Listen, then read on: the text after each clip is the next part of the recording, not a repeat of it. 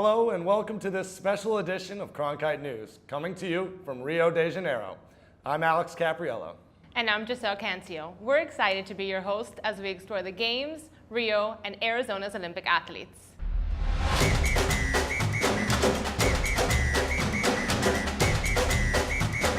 There were a couple times where I smiled.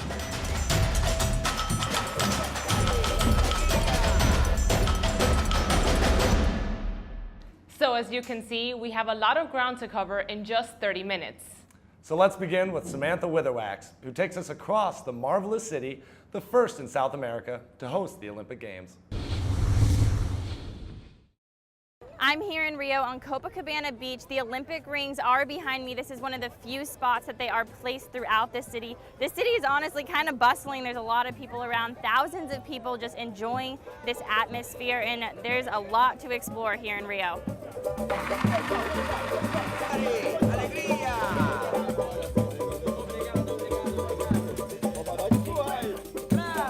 Walk Copacabana, and there's plenty to see, eat, and drink as bartenders and waiters try and coax Olympic visitors to sample their exotic mixes under the sun.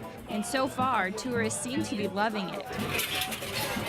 This is my favorite city in the whole world. I love the people, the food, the music. I love the beaches. With the majority of games yet to begin, the city's most popular destinations are natural stops for both tourists and the athletes that they've come to watch. Copacabana stretches 2.5 miles and will host Olympic beach volleyball. Other popular destinations include Sugarloaf Mountain and Christ the Redeemer, both of which stretch into the sky above the picturesque city. It's nice just to see everyone, seeing Rio, and it's a beautiful city. Especially during the winter, it's nice because it's pretty sunny for the most part, and it's a nice temperature out. So it's great to see all these people enjoying the city. The people were very festive and friendly and full of life. It's awesome. As the Olympic Games continue, I think the excitement here is only going to grow. In Rio de Janeiro, Samantha Witherwax, Cronkite News. The United States once again turned in a commanding performance in the Games, easily leading the way in the medal count. Team USA men's basketball didn't disappoint. After a stumble years ago, a Valley sports legend has brought stability and success to the team.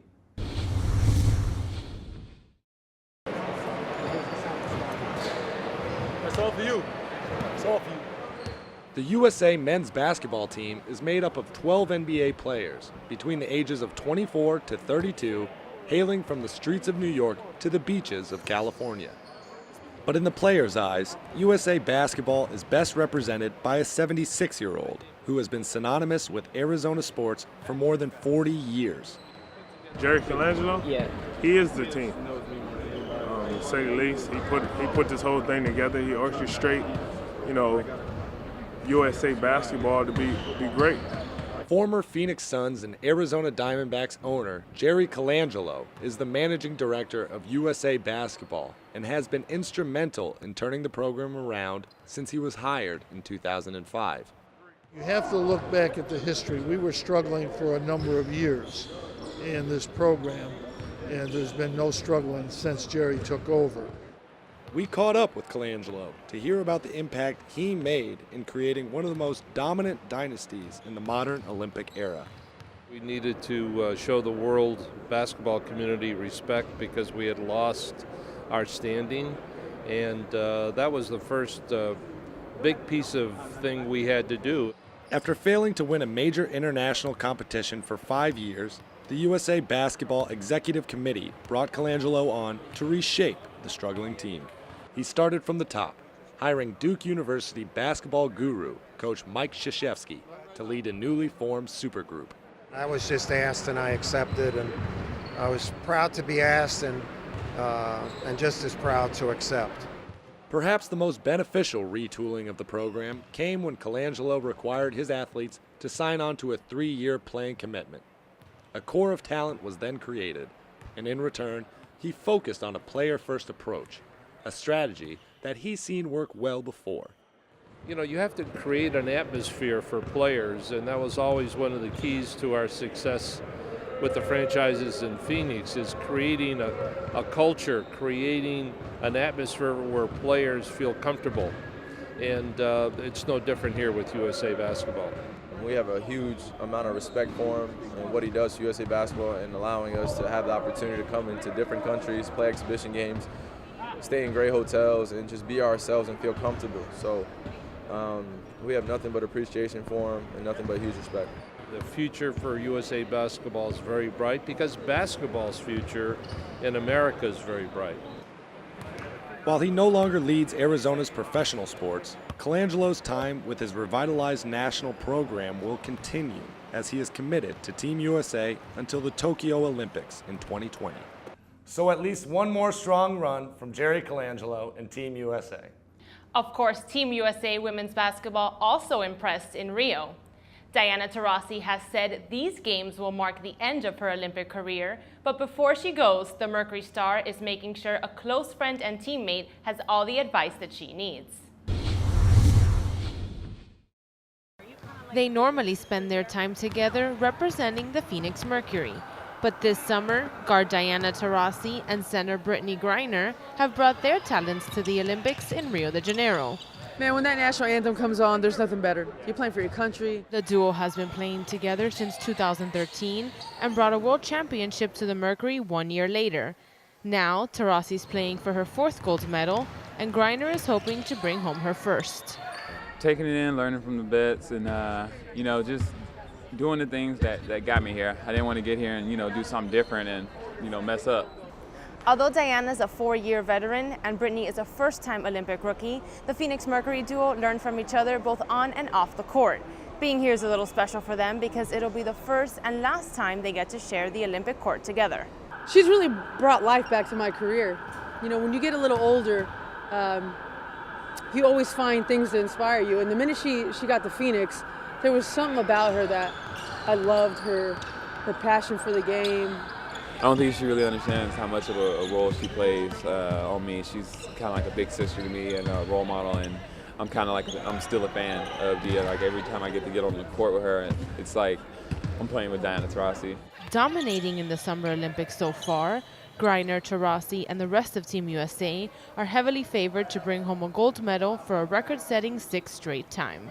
Dozens of Arizona athletes competed here in Rio. And many walked away with medals around their neck. Athletes with ties to Arizona earned 29 total medals in the 2016 Summer Olympics. For wrestling gold medalist Helen Maroulis, who trains in Tempe, this was a moment she's prepared for her whole life. I've been dreaming about standing up on that podium, hearing the national anthem. I can't even tell you for how many years. According to AZ Central, Arizona earned 11 gold, 8 silver, and 10 bronze medals. If it were counted as a country, Arizona would have finished 8th in the world in medal count. Of course, one Olympic megastar, Michael Phelps, now calls the Valley home. Christina Vicario explains what's next for the swimmer at ASU after announcing his retirement from competitive swimming. 23 gold, 3 silver, 2 bronze. They all belong to Michael Phelps, the most decorated Olympian in history. Saturday, he added the final gold to his collection in the culmination of an epic Olympic run. Before I even put my goggles on, I started to tear up because I knew it was it. But now the 31-year-old looks to turn the page on his Olympic career. This is the last time. This is the last time you'll ever see me in the water racing again. He seeks a new kind of gold, one that complements maroon at Arizona State University. There, he will be a volunteer assistant beside his coach, Bob Bowman, who leads the ASU Swim and Dive program. It's exciting to see that there are kids out there who want to represent our country, who want to swim at this level, and who want to do well. Phelps said Bowman is like a father to him, and without his guidance, he would not have achieved such a feat. It's helped me through some of the worst times of my life, and he's been there every step of the way. I mean, we did it. We got to the end of the career. Phelps said his last individual race was the most emotional moment of his entire Olympic career. As he looked over to Bowman, his goggles were filling with water, not from the pool, but from tears of pride as an Olympic champion. Look over, like I would breathe to the left or breathe to the right. And when I breathed to the right, I saw everything else. And I breathed to the left, he's just right there. And there were a couple times where I smiled. While Phelps' Olympic time may be up, the bond between Bowman and his 28-time Olympic medalist will remain strong as they coach together at ASU. In Rio de Janeiro, I'm Cristina Vicario, Cronkite News. When we come back, from the shores of the Atlantic to the mountaintops above, it's time to take you around Rio. But first, some of the amazing photos captured by our Cronkite News photo team.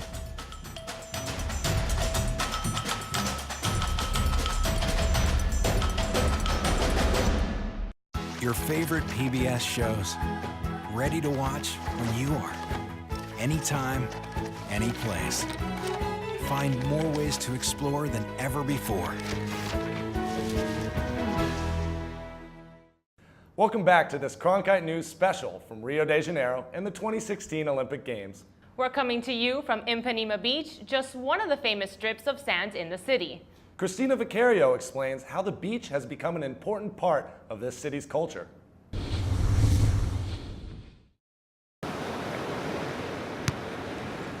Bom dia, galera!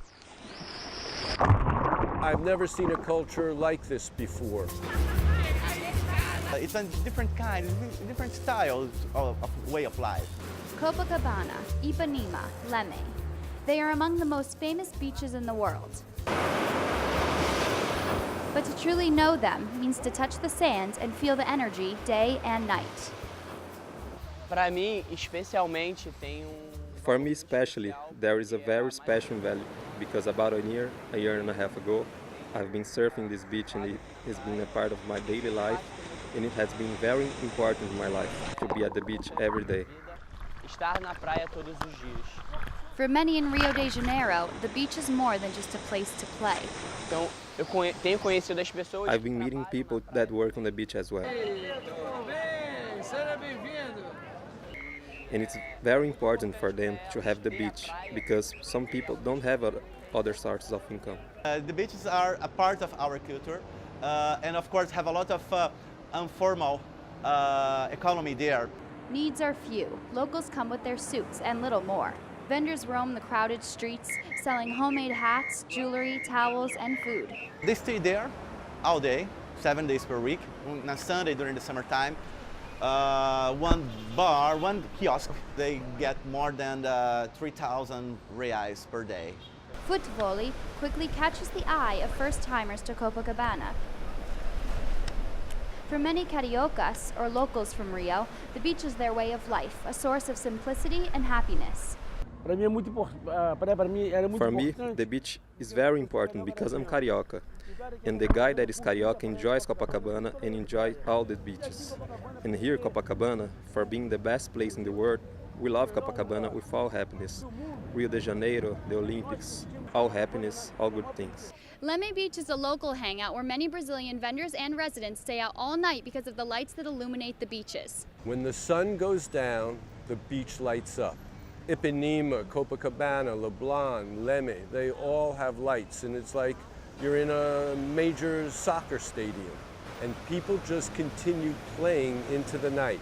Volleyball, foot volleyball, and soccer, and it's just unique. They train into the night, they'll surf at night. It's beautiful. Rio may be a long way from the valley, but there are some similarities. Reporter Ryan Curry laced up his shoes to show you how Arizonans might feel at home here along the Atlantic. At first glance, Rio de Janeiro and the Valley of the Sun may not have much in common. One sits in a desert, the other a rainforest. But there's at least one way to relate, no translation required: hiking. So we laced up our shoes and headed out to experience two of Rio's most popular mountains, Pedra Bonita and Morro de Urca. We are enjoying a free day discovering the beautiful places that Rio de Janeiro has that is found nowhere else in the country. Similar to Camelback or Piestewa, the views of top 2,200-foot Pedra Bonita are incredible. Sometimes when the weather is clear, hang gliders will jump off the top of the rock to soar across the sky.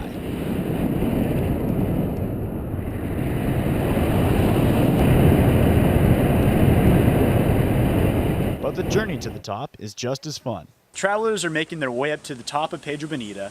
These cool little critters encounter them along the way. Tourists maybe find them that these species of tamarin are very friendly because all they want is just a little piece of cookie or banana. The animals spend all day climbing trees, waiting for travelers to give them food, and hikers don't mind sharing treats.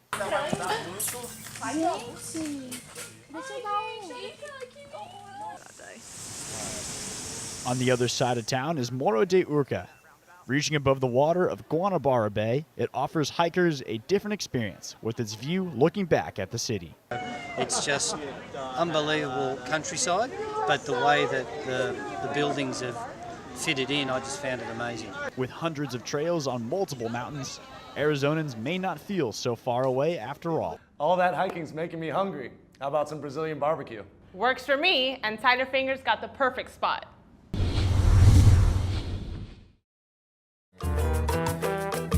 Welcome to Rio de Janeiro. With world-renowned beaches, an incredible nightlife, and of course, fantastic food, here in Rio, there's no shortage of places to eat. But if you want a truly Brazilian experience, locals say a churrascaria is a definite stop. Just a few short steps from Copacabana Beach sits BRASEIRO, an authentic hole-in-the-wall churrascaria. For more than 50 years, the family-owned restaurant has held on to their secret family recipe that keeps people coming back for more. It's very original, and I was here in the World Cup when I came here then, so I've been coming here, not every day, but quite a lot. Our homemade seasoning is special. It's made by our cook for the last 50 years. It's made with local herbs. That's what gives our chicken flavor.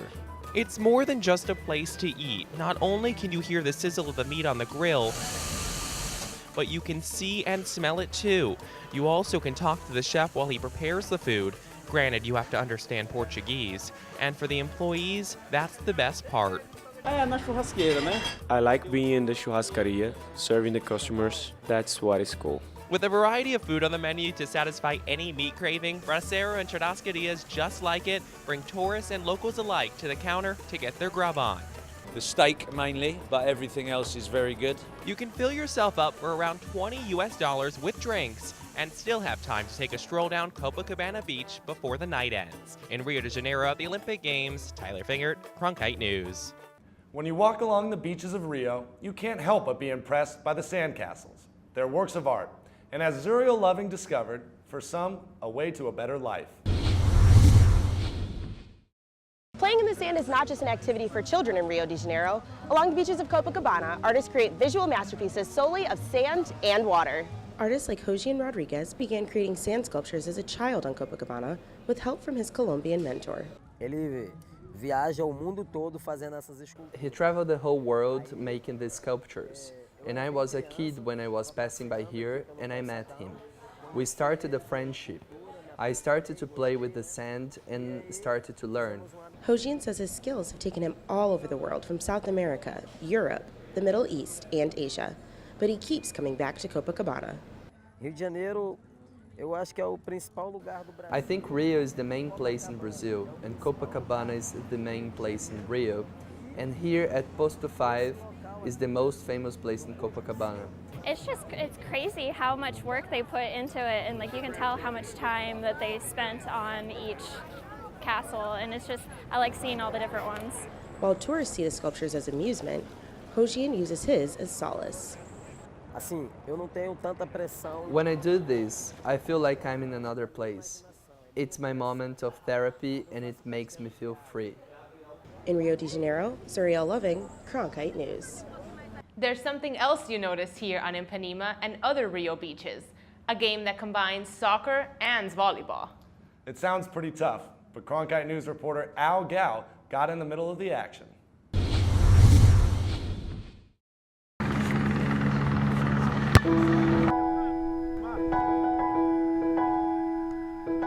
It's basically a transition from beach volleyball to foot volley. The most difficult thing is not to use your hands. I'm a soccer player, so it just was a natural transition for me, and I love the beach. The sport was invented in Copacabana. The net's about 2.5 meters. It's a big difference between soccer because you could make a mistake but still recuperate from the mistake. Here in FOOTVOLLEY you can as well, but it's all about perfection.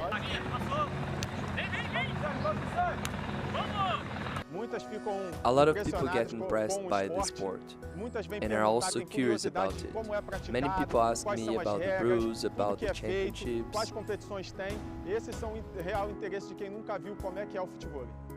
During the Olympics, these factors are even stronger because the whole world is watching us. And this helps us to promote the cool sport, which is footvolley. It's important to insert the society into the sport context, and this can prevent people getting away from doing drugs and other bad things. It's a very inclusive sport, and it can be played by everyone, men, women, kids. It's also a very healthy and pleasant sport, being outdoor on the beach. Rio de Janeiro has built new transit lines for the Olympic Games, but some travelers are opting to see the city on two wheels. Rio de Janeiro covers 485 square miles, and you can't walk them all. So some of the American tourists who've descended on the historic city are hopping on bikes instead.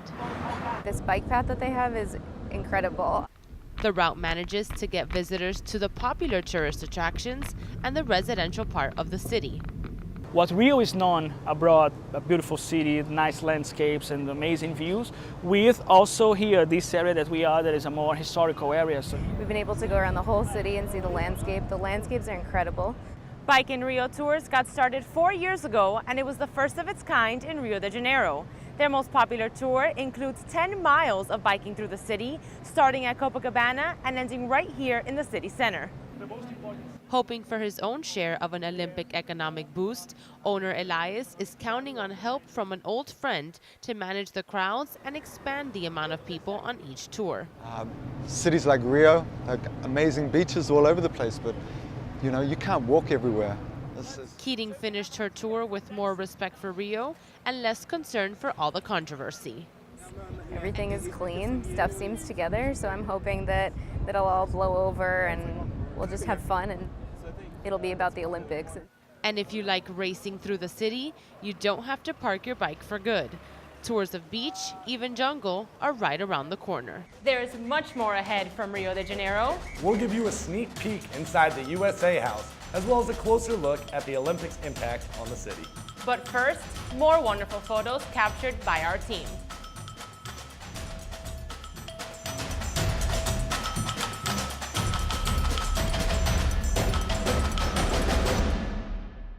Become a news source for the Arizona PBS Public Insight Network. Your ideas and insights can help us create relevant and distinctive reporting. Join now at azpbs.org/pin. Welcome back. You may not realize it, but most countries establish hospitality houses during the games, usually close to the public. But our Tyler Finger got a sneak peek inside the USA House and all it offers its athletes, their families, and VIPs. Welcome to USA House, here on iconic Ipanema Beach. USA House has been a tradition since the 2002 Winter Olympics in Salt Lake City. This area is really the heart of the house. This is what we call main hospitality. Funded by the United States Olympic Committee, for a few weeks, the house is meant to serve as a private gathering place for athletes, family, and a few select others. The USA House is awesome. It's almost like a home away from home. But for most, the building remains a mystery. This is the Budweiser Bar. Behind closed doors, invited guests enjoy food, entertainment, and a private medal ceremony that celebrates coaches after their athlete wins a medal. The roof offers stunning views of Ipanema Beach and Christ the Redeemer. Just steps from the sand, the converted school is decorated with a beach theme. During our visit, we ran into the parents of silver medal winner Sam Dorman of Tempe. You walk in and they basically wine you and dine you, and it's kind of like the parents' reward for being here. Families like the Dormans can enjoy artwork like a Team USA mosaic and a picture of Team USA athletes as they entered Maracanã Stadium for the opening ceremony. And the tour ends at the Team USA shop, where you can buy pretty much any gear you might want to cheer on Team USA. At the Olympic Games in Rio de Janeiro, Tyler Finger, Cronkite News. We're running out of time, but we hope you've enjoyed this closer look at Rio de Janeiro and all of Arizona's connections to the games. But before we go, we want to take you to the Olympic flame. Why? It's because this year's Olympic cauldron is breaking tradition. One of the most iconic parts of the Olympic Games is the Olympic flame. It's quite the sight, and it's bringing thousands of people to downtown Rio every day. You have to see it. It's like the symbol of the Olympics. Tonight, the Olympic flame shines bright, symbolizing the 31st Summer Olympiad. I think, for me, until the present moment, the most beautiful one. The first time I saw the flame was on TV before I got here. And I liked it a lot, so I'm glad to see it here live. Hundreds of people are waiting to take pictures in front of the Olympic flame, but this year's flame location is different than Olympics past. The cauldron sits in a newly revitalized area of downtown Rio. Tradition would have normally called for it to be located at Maracanã Stadium, where the opening ceremonies happen. But officials wanted to give everyone more access, and thousands are taking advantage. I like it because it's really accessible to the public, and I know in the stadium you have to have an Olympic ticket to go see it, so it's really cool that the public gets to be a part of the Olympics. The idea is to bring the Olympic spirit to not just the athletes, but to the people. And the more you can make it accessible to the people, the better. While the flame will be extinguished in just a few days, many are still trying to get their selfie in with the Olympic flame before the games end, including this reporter.